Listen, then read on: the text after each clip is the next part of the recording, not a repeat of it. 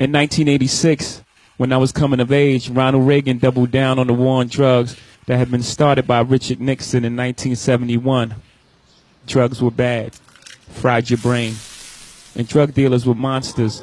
The sole reason neighborhoods and major cities were failing.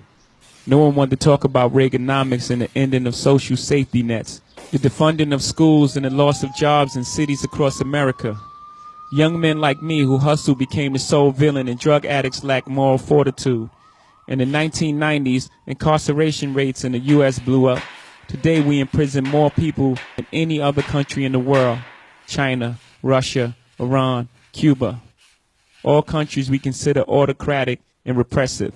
Yeah, more than them. Judges' hands were tied by tough on crime laws, and they were forced to hand out mandatory life sentences for simple possession and low-level drug sales. My home state of New York started this with Rockefeller laws. Then the feds made distinctions between people who sold powder cocaine and crack cocaine, even though they were the same drug. Only difference is how you take it. And even though white people used and sold crack more than black people, somehow it was black people who went to prison. The media ignored actual data to this day. Crack is still talked about as a black problem. The NYPD raided our Brooklyn neighborhoods while Manhattan bankers openly used coke with impunity. The war on drugs exploded the U.S. prison population, disproportionately locking away black and Latinos. Our prison population grew more than 900%. When the war on drugs began in 1971, our prison population was 200,000.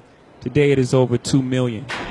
Long after the crack era ended, we continued our war on drugs. There were more than 1.5 million drug arrests in 2014. More than 80% were for possession only. Almost half were for marijuana. People are finally talking about treating addiction to harder drugs as a health crisis. But there's no compassionate language about drug dealers. Unless, of course, we're talking about places like Colorado, whose state economy got a huge boost by the above-ground marijuana industry. A few states south in Louisiana, they're still handing out mandatory sentences for people who sell weed. Despite a booming and celebrated $50 billion legal marijuana industry, most states still disproportionately hand out mandatory sentences to black and Latinos with drug cases. If you're entrepreneurial and live in one of the many states that are passing legalized laws, you may still face barriers participating in the above-ground economy. Venture capitalists migrate to these states to open multi-billion-dollar operations, but former felons can't open a dispensary. Lots of times those felonies were drug charges, caught by poor people who sold drugs for a living, but are now prohibited from participating in one of the fastest growing economies. Got it? In states like New York, where holding marijuana is no longer grounds for arrest, police issue possession citations in black and Latino neighborhoods at a far higher rate than other neighborhoods. Kids in Crown Heights are constantly stopped and ticketed for trees. Kids at dorms in Columbia, where rates of marijuana use are equal to or worse than those in the hood, are never targeted or ticketed.